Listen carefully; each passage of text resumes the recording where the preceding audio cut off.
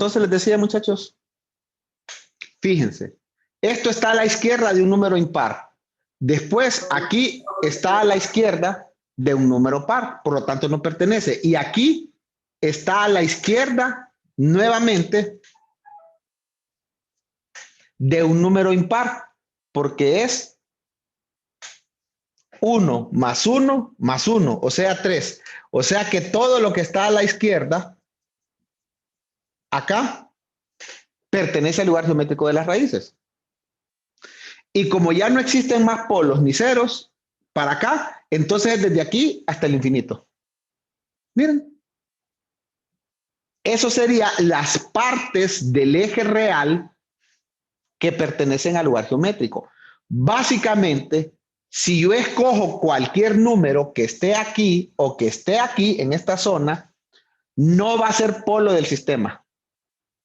Por ejemplo, si yo escogiera -4, de entrada yo ya sé que -4 no va a ser polo del sistema, ¿verdad? Porque no pertenece, miren, no pertenece. Lo podemos comprobar, muchachos. ¿Recuerdan ustedes la regla de pertenencia? La regla de pertenencia me dice que debe cumplir un ángulo de más o menos 180 grados.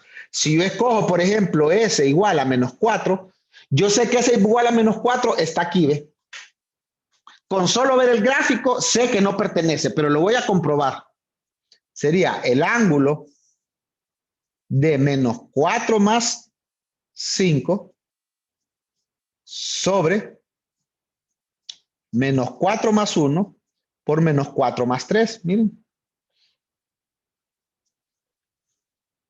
O sea que es igual al ángulo de 1 menos el ángulo de -3 menos el ángulo de -1. Y aquí se nota clarito, ¿eh? Porque este contribuye con 0. Bueno, lo voy a poner aquí.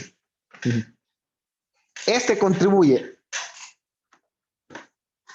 con 0, este con más o menos 180 y este con más o menos 180.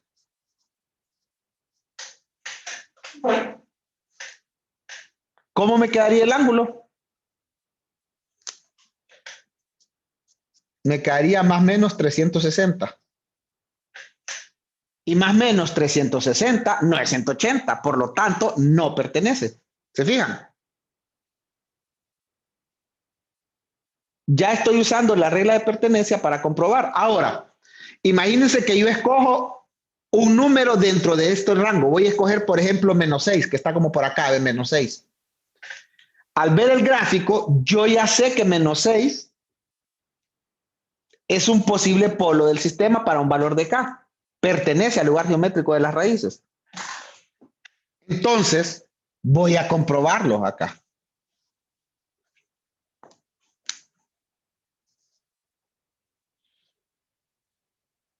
S1, S, G por H, K. Bueno, aquí no es necesario porque acá ya sabemos que el ángulo es 0. De -6 más 5 sobre -6 más 1 por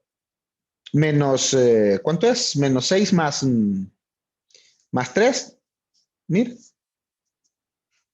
Es más, lo podemos hacer de un solo. Es -1, el ángulo de -1 sobre -6 por, son -5, ¿verdad? -3. 5 por 3, 15, ¿verdad? Sobre 15, mira. Para irlo haciendo más directo todavía.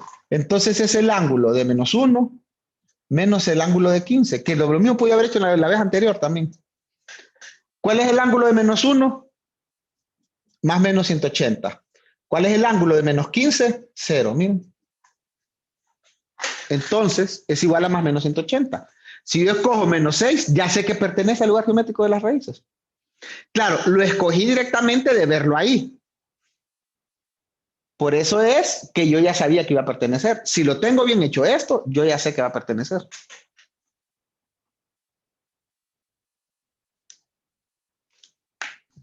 Ingeniero, Dígame. ¿y si pasara que el polo no está en el eje? Ah, fíjense bien. Qué bueno que me hace esa pregunta. De hecho, yo se los iba a explicar si no me lo decían, pero estaba esperando que alguno de ustedes le cayera el 20. ¿Qué es lo que sucede si el polo no está en el eje?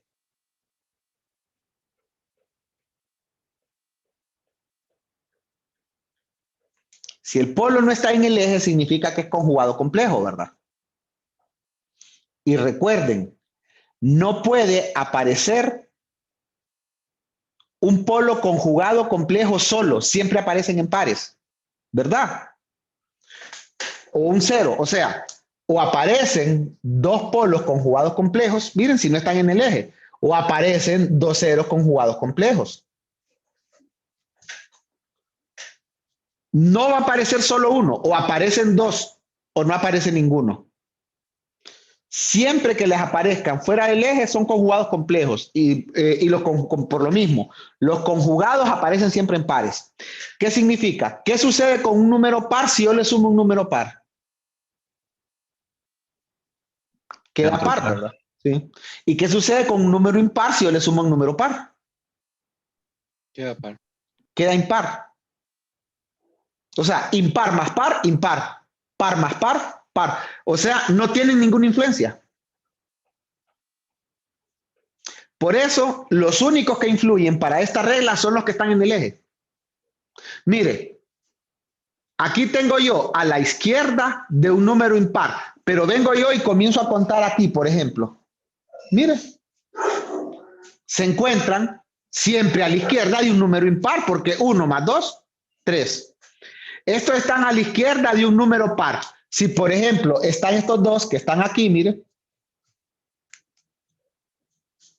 está siempre a la izquierda de un número par, porque 2 más 2 son 4. O sea, siempre van a quedar a la izquierda de un número par o impar, porque los conjugados complejos no influyen en eso. ¿Se fijó, verdad? Por eso, para esa regla, exclusivamente influyen los que se encuentran en el eje. Ahora, muchachos, ya sé que, por ejemplo, menos 6 es un polo de la función. Pero ahora les voy a hacer otra pregunta. Menos 6 es un polo de la función, ¿para qué valor de K?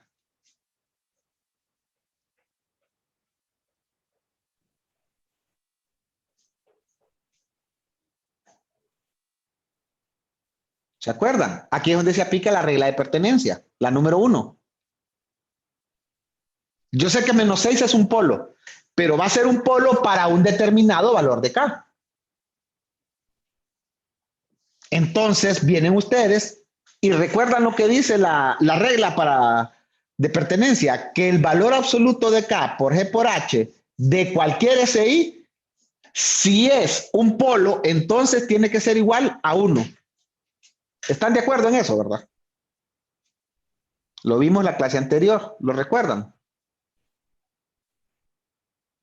Sí. Entonces, menos 6 yo sé que es un polo.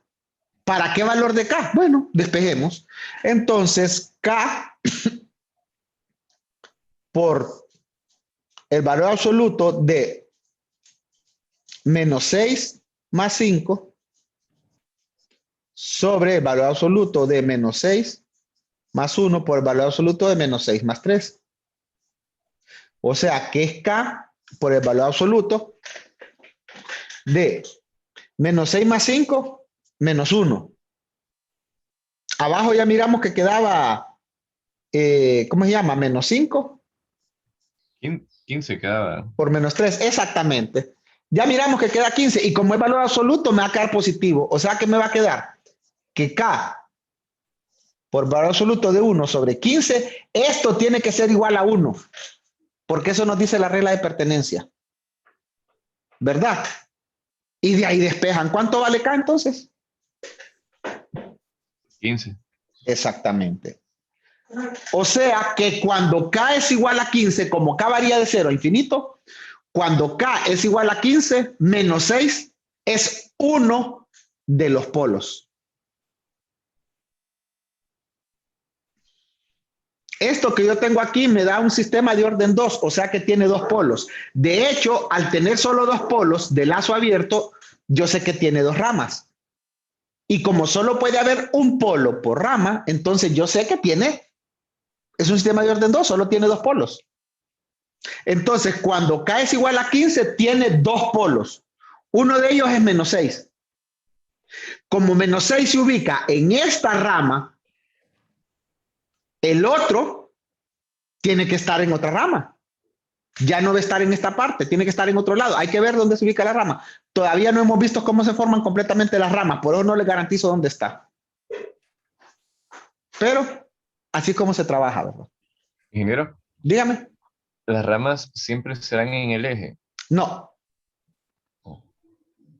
De hecho, yo pensé que ustedes iban a llegar a esa conclusión con la regla anterior. ¿Qué sucede si yo quito esto? Miren. Me queda acá, por ese más 1, por ese más 3. O sea que esto no sería parte del lugar geométrico. O sea que el lugar geométrico va a iniciar en los polos, pero va a terminar en infinito. ¿Dónde va a estar ese infinito? ¿Se fija? No necesariamente tiene... Ya sabemos que la única parte del eje es esta. Y las ramas tienen que terminar en algún lado. Entonces, no terminan en el eje. Significa que terminan para algún infinito. Para acá, para allá, para donde sea, menos en el eje. Eso es lo que nos falta ver todavía. Buena pregunta, ¿verdad? Me gusta, ya le va poniendo pilas, ya va captando la idea. Así es como usted se fija. Usted se fija, con su pregunta se concluye de que no necesariamente todas las ramas están en el eje. Además, cuando miremos otra regla, que la vamos a ver, las otras reglas a partir de la siguiente clase, se va a dar cuenta que me veo obligado a un comportamiento. Hay una regla que específicamente me habla del comportamiento cuando tenemos los valores en los ejes. ¿Qué es lo que hay que hacer? De momento, muchachos, nos quedamos aquí, ¿verdad? Nos miramos el miércoles. Dígame.